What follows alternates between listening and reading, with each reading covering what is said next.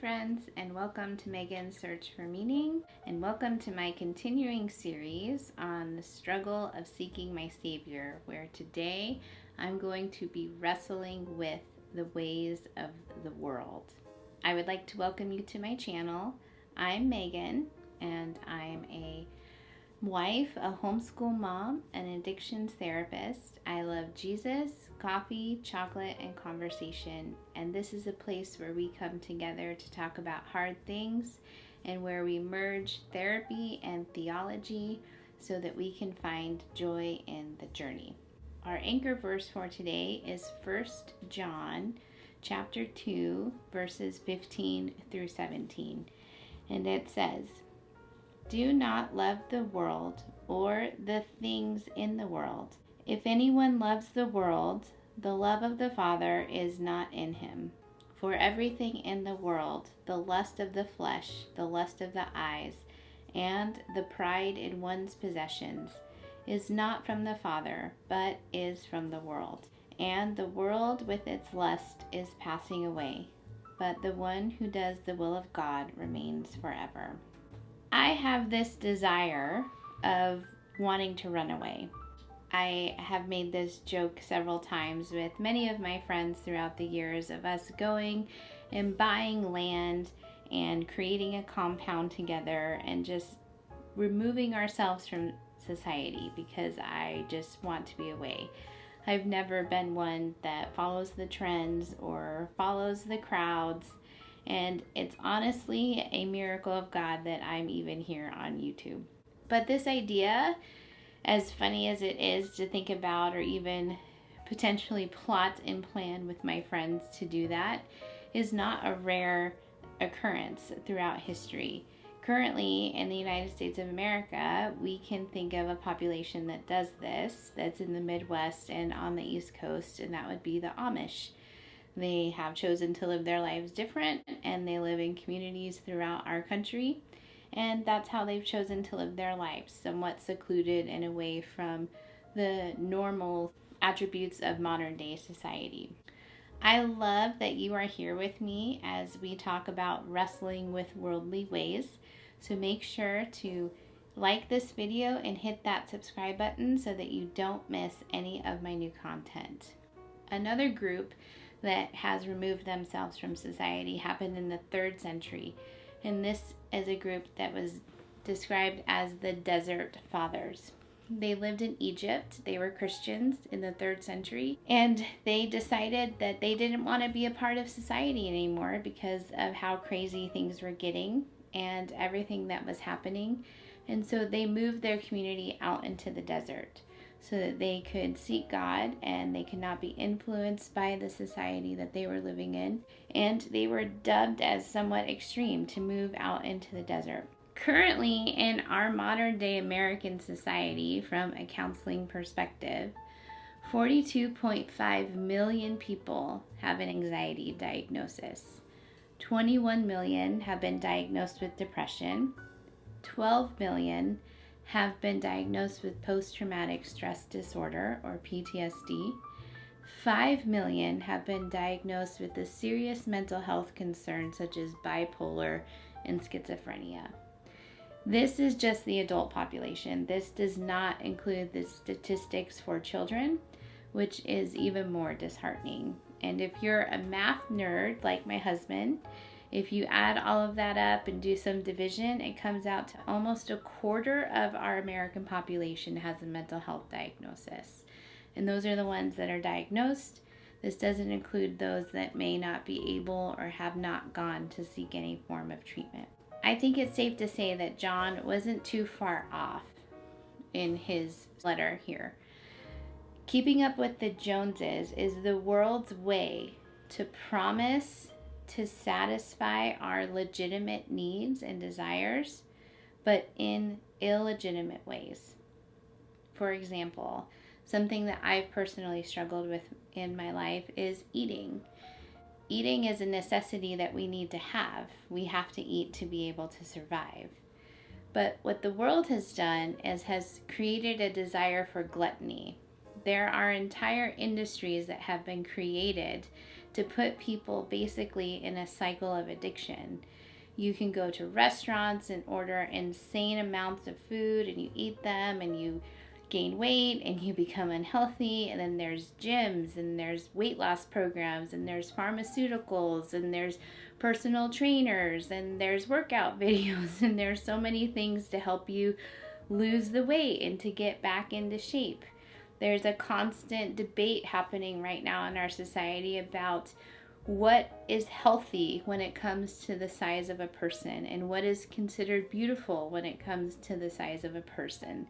And it's all from this idea of just we're able to eat what we want, however much we want, and it's created this gluttonous attitude when it comes to food. And this is something that is definitely not talked about in the religious realm, because potlucks are really yummy when you go to potlucks at your church. But that's a video for a different time. Another example would be sex. Sex is a natural human desire that God has actually given us, and it's a gift that He's given to us within the context of marriage. But that has been twisted and contorted in all sorts of ways that we don't need to necessarily delve into in this video. But pornography would be one of them, human trafficking, prostitution, and those lead to substance abuse issues, mental health issues, traumatic PTSD diagnosis, abortions, things like that. All can stem from the world's way of dealing with our need or our desire for sex. I want to say that having goals, dreams, and desires for your life is not what John is talking about in this text. In fact, those types of things help us to be able to reduce the symptoms of depression and anxiety. You want to have goals. You want to have things that you're working towards. What John is talking about is embracing the world in a way that contradicts or even cancels out your faith and your relationship with God and others. For example, maybe you've worked extremely hard for your dream house, and it's beautiful and wonderful, and it's everything that you ever hoped for. Totally Joanna Gaines status, right? Like, it's wonderful. If you never let anybody come into your home because you're terrified of it getting ruined or messed up, if you don't want to practice any type of hospitality to your family or to your friends or other people in your community because you're afraid of the mess that might be made, if you don't talk to your neighbors, you just come in and close the garage door, if you're yelling at the kids because they're playing in front of your house and you're scared that the landscaping might get messed up, is your heart really towards loving God, or is your heart towards loving your dream house? And that's something that we have to weigh and that we have to sort out within our minds. Wrestling with the ways of the world by trying to keep up with the Joneses is really, really hard. And I think that it's something that all of us, myself included, have to be assessing and looking at on a regular basis. So here are some points to ponder. The first thing to do is to give God gratitude. For example, we have a very old SUV, and we have put a lot of money into repairs in this SUV in the past 2 years. And I can look at my friends' cars, I can see commercials for cars, I can see at our church parking lot or other places that we go, these beautiful minivans and SUVs. And I can become a little bit upset that that's not what I have. And I could even push my husband to say we should go and get that because, you know, ours is old and we paid all this money into the SUV, and why can't we have something newer? So one of the things that I do is every time I get into the SUV is I thank God. I thank God that we have an SUV that fits all of our family. I thank Him that it's paid off. I thank Him that we've been able to afford to have it fixed. I'm thankful that it took us all the way up to Seattle and back down again like a champ.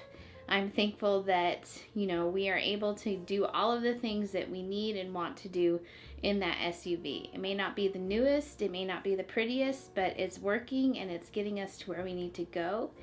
And by praising God for His provision for this SUV and everything that comes with it, I'm no longer comparing myself to my friends or other people that may have newer, fancier, nicer cars than me, because I'm really genuinely thankful for the one that I have. The next thing to do is to walk in confidence.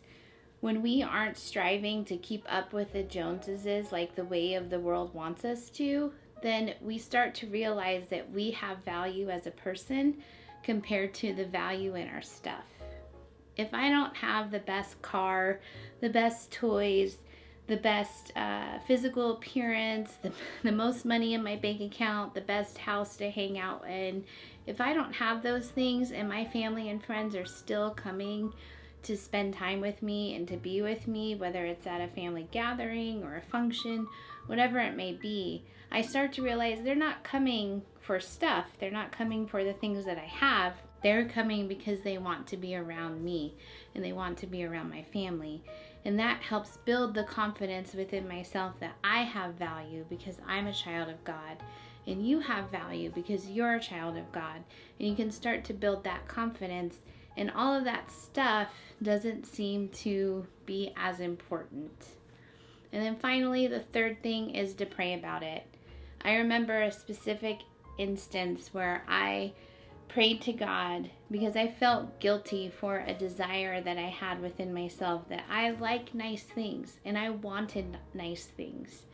And I just remember taking that to Him in prayer, and the Lord being able to minister to my heart about where that desire came from, and being able to work through the things that maybe there are things that I can invest in that are super nice, and maybe there's things that I don't need to spend so much money on. For instance, an example would be clothes. I'm in a weight loss journey right now, so all of my clothes come from Amazon, because, not saying Amazon's bad, I'm just saying that, it's not super high-end stuff, and that's because I'm in a process of my body changing, and I don't want to spend and get the super fancy high-end clothing if I'm not going to be able to wear it for long term. And so those are things that we can be doing to be combating or wrestling with the ways of the world and going against that, so that we can find the ability to have joy in what we have currently in our life, and we can be able to seek the Lord and love Him and not let the world ensnare us in its trap. All right, friends, I hope this devotional encouraged and challenged you. I would love to hear how it did, so please leave me a comment, and I would love to chat about it with you. And until next time, let's find joy in the journey. Bye.